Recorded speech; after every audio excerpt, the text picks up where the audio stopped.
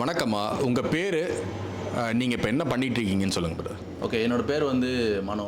நான் வந்து ஆஸ்திரேலியால சைபர் செக்யூரிட்டி என்ஜினியரா இருக்கேன். வூல்வர்ஸ் அப்படின்னு வந்து ஒரு கம்பெனியில ஒர்க் பண்ணிட்டு இருக்கேன். ஓகே. இப்ப சென்னை வந்திருக்கீங்க இல்லையா? ஆமா, சென்னைக்கு வந்து இப்ப நான் லீவுக்கு வந்திருக்கேன்.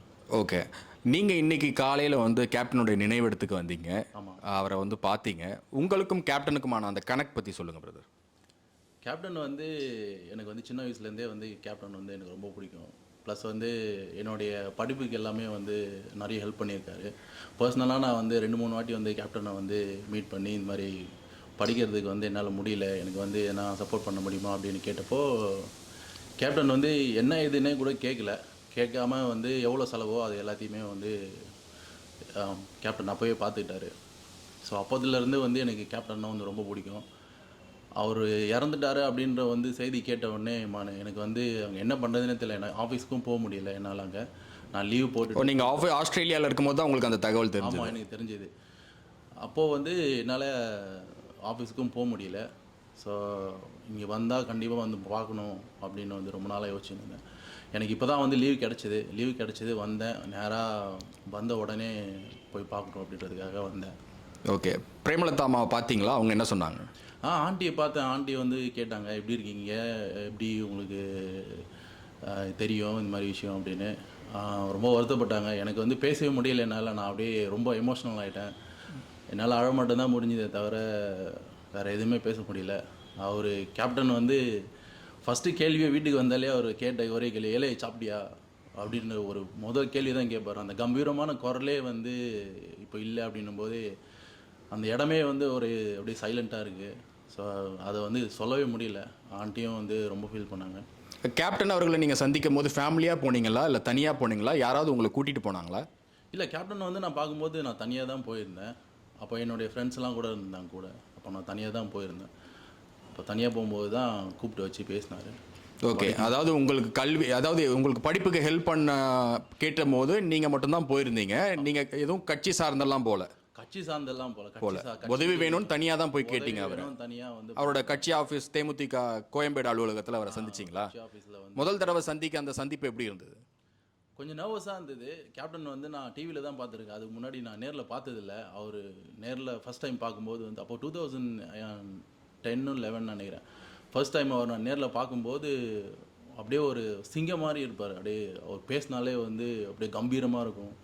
அந்த மாதிரி ஒரு அவரை பார்க்குவேன் அப்படி நான் நேரில் மீட் பண்ணுவேன் அப்படின்னு நான் எதிர்பார்க்கவே இல்லை. ஃபர்ஸ்ட் டைம் வந்து நான் நேரில் பார்த்துட்டு அப்படியே அசந்துட்டேன். இப்படி ஒரு மனுஷன், இப்படி ஒருத்தர் இருக்கார் அப்படின்னு வந்து புல்லரிச்சு போயிடுச்சு. இல்லை, அந்த முதல் சந்திப்பு எப்படி இருந்துச்சு? அது என்ன நடந்துச்சுன்னு கேட்குறேன். அவர் உங்கள்கிட்ட என்ன பேசினார்? நீங்கள் என்ன பேசுனீங்க? அதான் கேட்டார், "தம்பி என்ன பண்ணுறீங்க, என்ன விஷயம், என்ன விஷயமா வந்திருக்கீங்க" அப்படின்னு கேட்டார். அப்போ நான் சொல்லியிருந்தேன், இந்த மாதிரி கேப்டன், இந்த மாதிரி எனக்கு வந்து படிப்புக்கு வந்து ஹெல்ப் வேணும். என்னால் வந்து வீட்லேயே எனக்கு சப்போர்ட் பண்ணுறதுக்கு வந்து முடியல. அப்பா வந்து டிரைவர் தான் அப்படின்னு நான் சொல்லியிருந்தேன். "என்ன படிக்கிறீங்க, என்ன எங்கே இருக்கீங்கன்னு" கேட்டார். அந்த மாதிரி வந்து மீனாட்சி சுந்தரா இன்ஜினியரிங் காலேஜில் ஐடி படிக்கிறேன், ஃபீஸ் கட்டுறதுக்கு வந்து ரொம்ப கஷ்டம் அப்படின்னு சொல்லியிருந்தேன். அப்போ அவர் வந்து பிஏ பார்த்தசாரதி அங்கிள் அவர் இருந்தார். அப்போது அந்த 2011 அப்போ அவர்கிட்ட சொல்லி இவருக்கு என்ன செலவாகுதோ அது எல்லாத்தையுமே வந்து பார்த்துக்குங்க அப்படின்னு சொல்லி கேப்டன் சொன்னார். அப்புறம் வந்து நல்லா படிக்கணும் அப்படின்ற ஒரே ஒரு வார்த்தை மட்டும் கடைசியாக சொல்லியிருந்தார். ஓகே. நீங்கள் யார், உங்கள் பின்புலம் என்ன, உங்கள் அப்பா என்ன பண்ணுறாங்க, எந்த தகவலும் இல்லை. எதுவும் நீங்கள் படிப்புன்னு போய் கேட்டதும் அவர் உதவி செஞ்சார். அப்போ உங்கள் காலேஜ் ஃபீஸ் எல்லாமே அவர் தான் கட்டினாரா? Second year, third year, final year 3 வருஷமும் வந்து அவர் தான் கட்டினார். படித்ததுக்கப்புறம் நீங்கள் ஆஸ்திரேலியா எப்படி போனீங்க? படித்து முடிச்சுட்டு நான் இங்கே வந்து ஒரு ப்ரைவேட் கம்பெனியில் ஒர்க் பண்ணிகிட்டு இருந்தேன். அந்த ப்ரைவேட் கம்பெனி மூலயமா என்னோடய பெர்ஃபார்மன்ஸை பார்த்து என்னை வந்து அப்ராடுக்கு அனுப்பிச்சி வச்சுட்டாங்க. இப்போது நான் ஃபேமிலியோடு ஆஸ்திரேலியாவில் இருக்கிறேன். எனக்கு வந்து 5.5 வயசில் வந்து ஒரு குழந்தை இருக்கேன். என்னோடய ஒய்ஃபு எல்லாருமே ஆஸ்திரேலியாவில் செட்டிலாக இருக்கும். ஓகே. நீங்கள் காலேஜ் படித்து முடிச்சதுக்கப்புறம் கேப்டனை சந்திச்சிங்களா? காலேஜ் படித்து முடிச்சதுக்கப்புறம் கேப்டனை வந்து சந்திக்கிறதுக்கு நான் 2 வாட்டி ட்ரை பண்ணேன். வீட்டுக்கும் போனேன். அப்போ வந்து எனக்கு அப்பாயின்மெண்ட் கிடைக்கல. அப்போ அவர் கட்சி விஷயமாக வந்து ரொம்ப பிஸியாக இருந்தது. அதுக்கப்புறம் அவர் எதிர்க்கட்சி தலைவராகவும் ஆயிருந்தார். அந்த சமயத்தில் வந்து எனக்கு அப்பாயின்மெண்ட் வந்து கிடைக்கவே இல்லை. அப்போ நான் பார்த்தசாரதி அங்கிள் கிட்ட வந்து நான் பேசியிருந்தேன். அப்போ அவர் எம்எல்ஏவாக இருந்தார். அவர்கிட்ட நான் 2, 3 வாட்டி பேசினேன். அப்புறம் காளிச்சரண் அப்படின்னு வந்து எனக்கு ஒரு ஃப்ரெண்டு இருக்கார். அவரும் கட்சியில் தான் இருந்தார். அப்போ அவர்கிட்டையும் பேசியிருந்தேன், இந்த மாதிரி கேப்டன் பார்க்கணும், பார்த்து வந்து சொல்லணும் அப்படின்னு. அப்போது எனக்கு வாய்ப்பு கிடைக்கல. அதுக்கப்புறம் எனக்கு கேப்டனை பார்க்குற வாய்ப்பே கிடைக்கல. இல்லை, கேப்டன் நீங்கள் சந்தித்தது ஒரே ஒரு தடவை தான் இல்லையா? 2 தடவை பார்த்தேன். ஃபஸ்ட்டு டைம் வந்து கட்சி ஆஃபீஸில் பார்த்தேன். அதுக்கு முன்னாடி ஒரு வாட்டி வீட்டில் ஒரு வாட்டி பார்த்தேன். அதுக்கப்புறம் மீட் பண்ணுறதுக்கு சான்ஸே கிடைக்கல எனக்கு. ஓகே, இன்றைக்கி நீங்கள் அவருடைய நினைவிடத்துக்கு போனீங்க. அவருடைய பழைய நினைவுகள்லாம் உங்களுக்கு வந்ததா? கண்டிப்பாக ஒரு கேப்டன் வந்து எனக்கு உயிர் மாதிரி, எனக்கு வந்து இன்னொரு அப்பா மாதிரி அவர். கண்டிப்பாக நான் கதறி அழுதுட்டேன். என்னால் வந்து கண்ட்ரோலே பண்ண முடியல. என்னையே அறியாமே நான் வந்து அழுதுட்டேன். அவரோட நினைவுகள், அவர் ஹெல்ப் பண்ணது, அவர் கூப்பிடுறது, பேசுகிறது, அதெல்லாம் நான் கேட்டிருக்கேன். அது கூடவே இருந்து பார்த்துருக்கேன். அதெல்லாம் வந்து மறக்கவே முடியாது. ஃப்ளட் டைம்லலாம் கூட வந்து நாங்கள் ஹெல்ப் பண்ணுறதுக்கு வந்து போயிருந்தோம். வேட்டியை மடித்து கட்டின்னு தண்ணியிலே இறங்கி அப்படியே போவார் சிங்கம் மாதிரி. அதெல்லாம் தான் ஞாபகம் வந்தது. இன்றைக்கி அவர் இல்லை அப்படின்றது வந்து ஏற்றுக்கவே முடியாத ஒரு விஷயமா இருக்குது.